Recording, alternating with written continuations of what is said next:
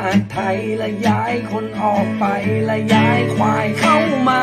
เป็นกระบวนการแห่งการลวงหลอกมีคนมาบอกว่าหีบมีราคาจึงแต่งจึงเติมยัดคะแนนเข้ามาไม่ได้ศึกษามันก็เลยงงกปน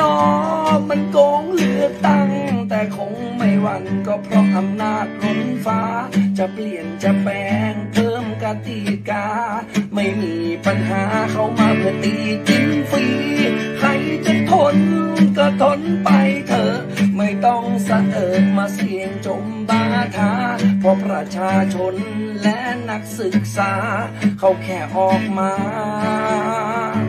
ตรวจสอบ